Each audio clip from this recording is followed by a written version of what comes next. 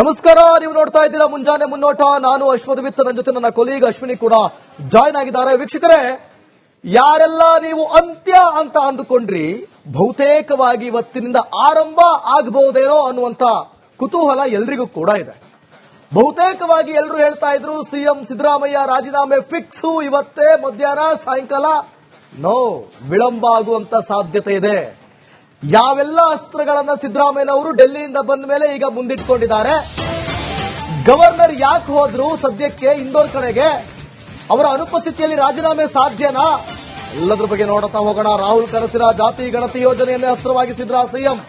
ಪದತ್ಯಾಗಕ್ಕೂ ಮುನ್ನ ಜಾತಿ ಗಣತಿ ವರದಿ ಅನುಷ್ಠಾನದ ಪಟ್ಟು ವರದಿ ಸ್ವೀಕರಿಸಿದ್ದೇವೆ, ಅನುಷ್ಠಾನಕ್ಕೆ ಸಮಯ ನೀಡಿ ಅಂತಿದ್ದಾರಂತೆ ಸಿಎಂ. ಹೈಕಮಾಂಡ್ ಮುಂದೆ ರಾಜೀನಾಮೆಗೆ ಸಮಯ ಕೋರಿದ್ರ ಸಿಎಂ. ಕಾಂಗ್ರೆಸ್ನ ಆಪ್ತ ಮೂಲಗಳ ಉಲ್ಲೇಖದಂತೆ ಸಮಯ ಕೋರಿದ್ದಾರಂತೆ ಸಿಎಂ. ಮಧುಸೂದನ್ ನಾಯಕ್ ವರದಿ ಅನುಷ್ಠಾನಕ್ಕೆ ಅವಕಾಶವನ್ನ ಕೋರಿದ್ದಾರೆ ಸಿಎಂ ಅನ್ನುವಂತ ಮಾಹಿತಿ ಸಿಗ್ತಾ ಇದೆ. ಕಾಂಗ್ರೆಸ್ನ ಪರಿಕಲ್ಪನೆ ಆಗಿರುವಂತಹ ಜಾತಿ ಗಣತಿ ಅನುಷ್ಠಾನದ ಚೆಕ್ ಮೇಟ್ ಇದು. ವರದಿ ಅನುಷ್ಠಾನ ಬಳಿಕ ಪದತ್ಯಾಗಕ್ಕೆ ಅವಕಾಶವನ್ನ ಕೋರಿದ್ದಾರೆ ಸಿಎಂ. ಖುದ್ದು ರಾಹುಲ್ ಗಾಂಧಿ ಒತ್ತಾಸೆಯಂತೆ ನಡೆದಿದ್ದಂತಹ ಜಾತಿ ಗಣತಿ, ಇದೇ ಜಾತಿ ಗಣತಿ ವರದಿಯನ್ನೇ ಗುರಿಯಾಗಿಸಲು ಈಗ ಸಿಎಂ ಪ್ಲಾನ್ ಮಾಡಿಕೊಂಡಿದ್ದಾರೆ ಅನ್ನುವಂಥದ್ದು. ವೀಕ್ಷಕರೇ, ಡೆಲ್ಲಿಗೆ ಹೋದಂತ ಸಿದ್ದರಾಮಯ್ಯ ಓಕೆ ರಾಜೀನಾಮೆಗೆ ಸೂಚಿಸಿದ್ರು, ಓಕೆ ಕೊಡ್ತೀನಿ ಅನ್ಕೊಂಡು ಬಂದ್ರೆ ಇಲ್ಲಿ ಅವರ ಮನಸ್ಸನ್ನ ಪರಿವರ್ತನೆ ಮಾಡಿದ್ರು ಅವರ ನೆಚ್ಚಿನ ಶಾಸಕರು. ಅದಾದ್ಮೇಲೆ ಅವರಿಗೆ ಸಿಕ್ಕಂತ ಒಂದೇ ಒಂದು ಐಡಿಯಾ ಅಂತಂದ್ರೆ ಅದು ಜಾತಿ ಜನಗಣತಿ ವರದಿ. ವೀಕ್ಷಕರೇ, ಇದು ರಾಹುಲ್ ಗಾಂಧಿಯ ಕನಸಿನ ಕೂಸು, ರಾಹುಲ್ ಗಾಂಧಿಯ ಕನಸು. ಮೋದಿ ಸರ್ಕಾರ ಮಾಡೋದಕ್ಕಿಂತ ಮುಂಚೆ ಈ ಜಾತಿ ಜನಗಣತಿ ವರದಿಯನ್ನ ಸಿದ್ದರಾಮಯ್ಯನವರೇ ನೀವು ಮೊದಲು ಮಾಡ್ಬಿಡಿ ಕರ್ನಾಟಕದಲ್ಲಿ ಅಂತೇಳಿ ಫೋರ್ಸ್ ಮಾಡಿ ಸಿದ್ದರಾಮಯ್ಯ ಅದನ್ನು ಒಪ್ಕೊಂಡು ಬಂದು ಅದನ್ನ ಆರಂಭ ಮಾಡಿದ್ರು. ಈ ಹಿಂದೆ ಕಾಂತರಾಜ್ ವರದಿ ಇತ್ತು, ಆ ವರದಿಗೆ 10 ವರ್ಷ ಕಳೆದೋಯ್ತು, ಅದು ಎಕ್ಸ್ಪೈರ್ ಆಯಿತು. ಆಮೇಲೆ ಮಧುಸೂದನ್ ಅವರು ಅನುಷ್ಠಾನ ಮಾಡಿದಂತ ವರದಿ ಇತ್ತು, ಆ ವರದಿಯನ್ನ ಹಾಗೆ ಇಟ್ಕೊಂಡಿದ್ರು. ಈಗ ಅದನ್ನ ಅಸ್ತ್ರವಾಗಿ ಪ್ರಯೋಗಿಸ್ತಾ ಇರೋದು ನೋಡ್ತಾ ಇದ್ರೆ ಇದು this is the one of the checkmate ಅಂತ ಹೇಳಿದ್ರೆ ತಪ್ಪಾಗ್ಲಿಕ್ಕಿಲ್ಲ. ಈಗೇನ್ ಮಾಡ್ತಾರೆ ನಿಮ್ ಹೀರೋ ಅನ್ನುವಂತ ಪ್ರಶ್ನೆ ಈಗ ನಿರ್ಮಾಣ ಆಗ್ತಾ ಇದೆ. ಅವತ್ತು ಡೆಲ್ಲಿಗೆ ಹೋದಾಗ ಡಿ ಕೆ ಶಿವಕುಮಾರ್ ಅವರ ಆಂಗಲ್ ಅಲ್ಲಿ ಈಗೇನ್ ಮಾಡ್ತಾರೆ ನಿಮ್ ಹೀರೋ ಅಂತ, ಈಗ ಸಿದ್ದರಾಮಯ್ಯನವರು ಚೆಕ್ ಮೇಟ್ ಇಟ್ಟಾಗ ವಾಪಸ್ ಅದೇ ಡೈಲಾಗು ಡಿ ಕೆ ಶಿವಕುಮಾರ್ ಅವರಿಗೆ, ಈಗೇನ್ ಮಾಡ್ತಾರೆ ನಿಮ್ ಹೀರೋ ಅಂತ. ಸೊ ಒಂದು ಕಡೆ ಗವರ್ನರ್ ಸೀದಾ ಮುಂಬೈಯಿಂದ ಇಂದೋರ್ಗೆ ಹೋಗಿದ್ದಾರೆ. ಅವರ ಅನುಪಸ್ಥಿತಿಯಲ್ಲಿ ರಾಜೀನಾಮೆ ಸಾಧ್ಯನೇ ಇಲ್ಲ.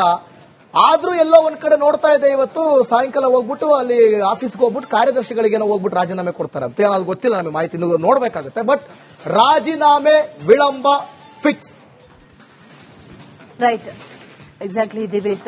ರಾಜ್ಯ ರಾಜಕಾರಣದಲ್ಲಿ ಏನಾದ್ರೂ ಆಗಬಹುದು, ಅದರಲ್ಲೂ ರಾಜಕಾರಣದಲ್ಲಿ ಕ್ಷಣ ಕ್ಷಣಕ್ಕೂ ಕೂಡ ಬದಲಾಗಬಹುದು, ಏನು ಬೇಕಿದ್ರೂ ಆಗಬಹುದು ಅನ್ನೋದಕ್ಕೆ ಬಹುಶಃ ಇದೇ ಬಹುದೊಡ್ಡ ಉದಾಹರಣೆ ಅಂತ ಅನ್ಸುತ್ತೆ. ನಿನ್ನೆವರೆಗೂ ಕೂಡ ಇದ್ದಂತಹ ಪರಿಸ್ಥಿತಿಗಳು ಇವತ್ತಿಲ್ಲ, ಬದಲಾಗಿದೆ. ಬದಲಾದಂತಹ ಪರಿಸ್ಥಿತಿಯಲ್ಲಿ ಹಾಗಾದ್ರೆ ಏನಾಗುತ್ತೆ ಅನ್ನೋ ಪ್ರಶ್ನೆ. Yes, okay. ಈ ಬಗ್ಗೆ ಮತ್ತಷ್ಟು ಮಾಹಿತಿಯನ್ನು ಕೊಡ್ತಾರೆ ನಮ್ಮ ಪ್ರತಿನಿಧಿ ಬಸವರಾಜ್ ಲೈವ್ ನಲ್ಲಿ ಜಾಯ್ನ್ ಆಗ್ತಿದ್ದಾರೆ. ಬಸವರಾಜ್, ರಾಜೀನಾಮೆ ವಿಳಂಬ ಆಗೋದಂತೂ ಖಚಿತ, ಬಟ್ ಏನಾಗ್ತಾ ಇದೆ, ಏನಾಗಬಹುದು, ನಿಮ್ಗೆ ಏನಾದ್ರು ಇನ್ಸೈಡ್ ಮಾಹಿತಿ ಏನಾದ್ರು ಸಿಗ್ತಾ? ಯಾಕಂತಂದ್ರೆ ಈಗೆಲ್ಲ ನೋಡ್ತಾ ಇದೆ, ಆದ್ರೂ ಅವ್ರು ಇಲ್ಲ ಅಂತಂದ್ರೂ ಕೂಡ ಏನೋ ಕಾರ್ಯದರ್ಶಿಗಳಿಗೆ ಹೋಗಿ ಕೊಡ್ತೀನಿ ಅಂತ, ಅಥವಾ ಈ ಒಂದು ಜಾತಿ ಜನಗಣತಿ ವರದಿಯನ್ನೇ ಇವರು ಅಸ್ತ್ರವಾಗಿ ಬಳಸ್ಕೊಳ್ತಾರ, ಹೇಗೆ? ಮತ್ತಷ್ಟು ಮಾಹಿತಿ ಕೊಡೋದಾದ್ರೆ. ಖಂಡಿತ ದಿವಿತ್, ಈಗ ಬರ್ತಕ್ಕಂಥ ಮಾಹಿತಿಗಳ ಪ್ರಕಾರ ರಾಜ್ಯಪಾಲರು ಬೆಂಗಳೂರಲ್ಲಿಲ್ಲ, ಇಂದೋರ್ಗೆ ತೆರಳಿದ್ದಾರೆ. ನಿನ್ನೆ ತಡರಾತ್ರಿ ಬೆಂಗಳೂರಿಂದ ಇಂದೋರ್ಗೆ ತೆರಳಿರೋ ಕಾರಣಕ್ಕಾಗಿ, ರಾಜ್ಯಪಾಲರು ಇಲ್ಲದೆ ಇರೋ ಕಾರಣಕ್ಕಾಗಿ ಸಿದ್ದರಾಮಯ್ಯ ಅವರು ರಾಜೀನಾಮೆಯನ್ನ ಇವತ್ತು ಕೊಡ್ತಾರಾ ಇಲ್ವಾ ಅನ್ನುವಂಥದ್ದು ಒಂದಷ್ಟು ಅನುಮಾನಗಳು ಎದುರಿರ್ತಕ್ಕಂಥದ್ದು, ಅಥವಾ ಒಂದಷ್ಟು ವಿಳಂಬ ಮಾಡುವಂತ ಸಾಧ್ಯತೆಗಳು ಈಗ ಗೋಚರಿಸ್ತಾ ಇದ್ದಾವೆ. ಬಹಳ ಪ್ರಮುಖವಾಗಿ ಈ ಒಂದು ರಾಜೀನಾಮೆಯನ್ನ ಕೊಡಬೇಕು ಮೊದಲು ಒಂದಷ್ಟು ವಿಚಾರಗಳನ್ನ ಹೈಕಮಾಂಡ್ ಜೊತೆ ಮಾತನಾಡಬೇಕು ಅನ್ನುವಂತ ನಿಟ್ಟಿನಲ್ಲಿ ಸಿದ್ದರಾಮಯ್ಯ ಅವರು ಚರ್ಚೆ ಮಾಡಿದ್ದಾರೆ ಅವರ ಆಪ್ತರ ಬಳಿ ಅನ್ನುವಂಥ. ಬಹಳ ಪ್ರಮುಖವಾಗಿ ರಾಹುಲ್ ಗಾಂಧಿ ಅವರನ್ನ ಭೇಟಿ ಮಾಡಿ ಈ ಒಂದು ಜಾತಿ ಗಣತಿ ಸ್ವೀಕಾರ ಮಾಡಿದ್ದಾರೆ ನಿನ್ನೆ, ಅದನ್ನ ಅನುಷ್ಠಾನ ಮಾಡಬೇಕು ಅನ್ನುವಂತ ನಿಟ್ಟಿನಲ್ಲಿ ಒಂದು ಸಮಯ ಕೇಳುವಂತ ಸಾಧ್ಯತೆಗಳು ಗೋಚರಿಸ್ತಾ ಇದ್ದಾವೆ. ಈ ಮೊನ್ನೆ ಭೇಟಿ ಆದಂತಹ ಸಂದರ್ಭದಲ್ಲೂ ಸಮಯ ಕೇಳಿದ್ರು, ಅದಕ್ಕೆ ಸ್ಪಷ್ಟವಾದಂತಹ ಉತ್ತರಗಳು ಕಾಂಗ್ರೆಸ್ ಹೈಕಮಾಂಡ್ ಕಡೆಯಿಂದ ಅಥವಾ ರಾಹುಲ್ ಗಾಂಧಿ ಕಡೆಯಿಂದ ಸಿಕ್ಕಿಲ್ಲ. ಅಂತಿಮವಾಗಿ ಈ ಒಂದು ಗಣತಿಯನ್ನ ಸ್ವೀಕಾರ ಈಗಾಗಲೇ ಮಾಡಿರೋ ಕಾರಣಕ್ಕಾಗಿ ಅದನ್ನ ಅನುಷ್ಠಾನ ಮಾಡಿದ್ರೆ ಒಂದು ಒಳ್ಳೆಯದು ಅನ್ನುವಂತ ಒಂದು ಅಭಿಪ್ರಾಯಗಳು ವ್ಯಕ್ತವಾಗಿರುವಂತ ಕಾರಣಕ್ಕಾಗಿ ಒಂದು 15-20 ದಿನ ಒಂದು ಸಮಯ ಕೊಡಿ ಅನ್ನುವಂಥದ್ದು ಕೇಳುವಂತ ಸಾಧ್ಯತೆಗಳು ಕೂಡ ಇದಾವೆ. ಅದು ಸಾಧ್ಯನಾ ಅನ್ನುವಂತ ಒಂದು ಪ್ರಶ್ನೆ ಇರತಕ್ಕಂಥದ್ದು. ರಾಜ್ಯಪಾಲ ರಾಜ್ಯಪಾಲರು ಇಲ್ಲದೆ ಇರೋ ಕಾರಣಕ್ಕಾಗಿ ಇವತ್ತು ಬಹುತೇಕವಾಗಿ ರಾಜೀನಾಮೆ ಕೊಡೋದು ಅನುಮಾನ ಅನ್ನುವಂಥದ್ದು ಮತ್ತು ಇವತ್ತು ತಡರಾತ್ರಿವರೆಗೂ ಕೂಡ ಅವರು ಬೆಂಗಳೂರಿಗೆ ಆಗಮಿಸುವುದು ಕೂಡ ಕಷ್ಟ ಅನ್ನುವಂತ ಮಾತುಗಳು. ಯಾಕಂದ್ರೆ ಒಂದು ಫ್ಲೈಟ್ಗಳಿಲ್ಲ ಮತ್ತು ಸ್ಪೆಷಲ್ ಫ್ಲೈಟ್ ಕೂಡ ಬುಕ್ ಆದ ಬಗ್ಗೆ ಇನ್ನೂ ಮಾಹಿತಿಗಳು ಸಿಗ್ತಾ ಇಲ್ಲ. ಯಾವುದೂ ಕೂಡ ಲೋಕಪಾಲ ಭವನ ಕೂಡ ಸ್ಪಷ್ಟನೆ ಕೊಡ್ತಾ ಇಲ್ಲ. ಹೀಗಾಗಿ ಒಂದಷ್ಟು ವಿಚಾರಗಳನ್ನ ಇಟ್ಕೊಂಡು ಇವತ್ತು ತಮ್ಮ ಕ್ಯಾಬಿನೆಟ್ ಸಚಿವರಿಗೆಲ್ಲ ಒಂದಷ್ಟು ಮಾಹಿತಿಯನ್ನು ಕೊಡ್ತಾರೆ. ಹೈಕಮಾಂಡ್ ಕೊಟ್ಟಿರ್ತಕ್ಕಂಥ ನಿರ್ದೇಶನಗಳೇನಿದಾವೆ ಅನ್ನುವಂಥದ್ದು.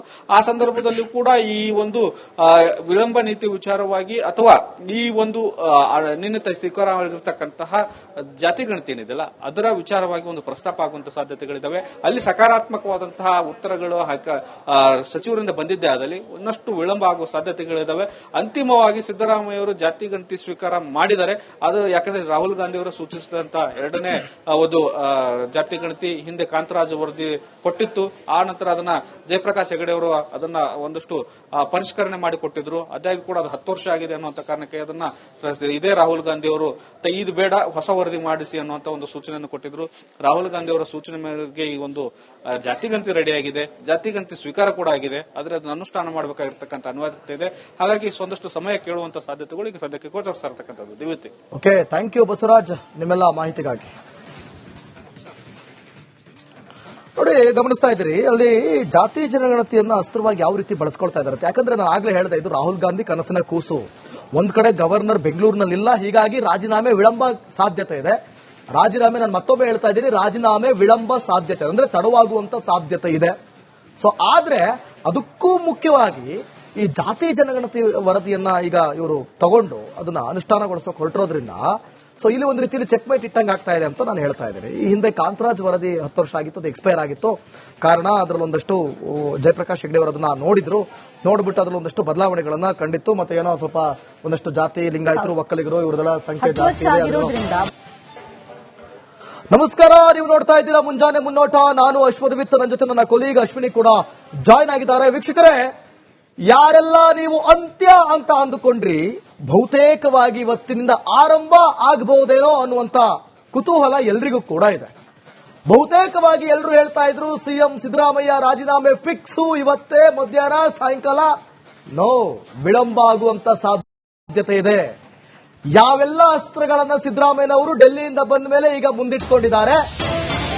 ಗವರ್ನರ್ ಯಾಕೆ ಹೋದ್ರು ಸದ್ಯಕ್ಕೆ ಇಂದೋರ್ ಕಡೆಗೆ, ಅವರ ಅನುಪಸ್ಥಿತಿಯಲ್ಲಿ ರಾಜೀನಾಮೆ ಸಾಧ್ಯನಾ? ಎಲ್ಲದ್ರ ಬಗ್ಗೆ ನೋಡುತ್ತಾ ಹೋಗೋಣ. ರಾಹುಲ್ ಕನಸಿನ ಜಾತಿ ಗಣತಿ ಯೋಜನೆಯನ್ನೇ ಅಸ್ತ್ರವಾಗಿಸಿದ್ರ ಸಿಎಂ. ಪದತ್ಯಾಗಕ್ಕೂ ಮುನ್ನ ಜಾತಿ ಗಣತಿ ವರದಿ ಅನುಷ್ಠಾನದ ಪಟ್ಟು ವರದಿ ಸ್ವೀಕರಿಸಿದ್ದೇವೆ, ಅನುಷ್ಠಾನಕ್ಕೆ ಸಮಯ ನೀಡಿ ಅಂತಿದ್ದಾರಂತೆ ಸಿಎಂ. ಹೈಕಮಾಂಡ್ ಮುಂದೆ ರಾಜೀನಾಮೆಗೆ ಸಮಯ ಕೋರಿದ್ರ ಸಿಎಂ. ಕಾಂಗ್ರೆಸ್ನ ಆಪ್ತ ಮೂಲಗಳ ಉಲ್ಲೇಖದಂತೆ ಸಮಯ ಕೋರಿದ್ದಾರಂತೆ ಸಿಎಂ. ಮಧುಸೂದನ್ ನಾಯಕ್ ವರದಿ ಅನುಷ್ಠಾನಕ್ಕೆ ಅವಕಾಶವನ್ನ ಕೋರಿದ್ದಾರೆ ಸಿಎಂ ಅನ್ನುವಂತ ಮಾಹಿತಿ ಸಿಗ್ತಾ ಇದೆ. ಕಾಂಗ್ರೆಸ್ನ ಪರಿಕಲ್ಪನೆ ಆಗಿರುವಂತಹ ಜಾತಿ ಗಣತಿ ಅನುಷ್ಠಾನದ ಚೆಕ್ ಮೇಟ್ ಇದು. ವರದಿ ಅನುಷ್ಠಾನ ಬಳಿಕ ಪದತ್ಯಾಗಕ್ಕೆ ಅವಕಾಶವನ್ನ ಕೋರಿದ್ದಾರೆ ಸಿಎಂ. ಖುದ್ದು ರಾಹುಲ್ ಗಾಂಧಿ ಒತ್ತಾಸೆಯಂತೆ ನಡೆದಿದ್ದಂತಹ ಜಾತಿ ಗಣತಿ, ಇದೇ ಜಾತಿ ಗಣತಿ ವರದಿಯನ್ನೇ ಗುರಿಯಾಗಿಸಲು ಈಗ ಸಿಎಂ ಪ್ಲಾನ್ ಮಾಡಿಕೊಂಡಿದ್ದಾರೆ ಅನ್ನುವಂಥದ್ದು. ವೀಕ್ಷಕರೇ, ಡೆಲ್ಲಿಗೆ ಹೋದಂತ ಸಿದ್ದರಾಮಯ್ಯ ಓಕೆ ರಾಜೀನಾಮೆಗೆ ಸೂಚಿಸಿದ್ರು, ಓಕೆ ಕೊಡ್ತೀನಿ ಅನ್ಕೊಂಡು ಬಂದ್ರೆ ಇಲ್ಲಿ ಅವರ ಮನಸ್ಸನ್ನ ಪರಿವರ್ತನೆ ಮಾಡಿದ್ರು ಅವರ ನೆಚ್ಚಿನ ಶಾಸಕರು. ಅದಾದ ಮೇಲೆ ಅವರಿಗೆ ಸಿಕ್ಕಂತ ಒಂದೇ ಒಂದು ಐಡಿಯಾ ಅಂತಂದ್ರೆ ಅದು ಜಾತಿ ಜನಗಣತಿ ವರದಿ. ವೀಕ್ಷಕರೇ, ಇದು ರಾಹುಲ್ ಗಾಂಧಿಯ ಕನಸಿನ ಕೂಸು, ರಾಹುಲ್ ಗಾಂಧಿಯ ಕನಸು. ಮೋದಿ ಸರ್ಕಾರ ಮಾಡೋದಕ್ಕಿಂತ ಮುಂಚೆ ಈ ಜಾತಿ ಜನಗಣತಿ ವರದಿ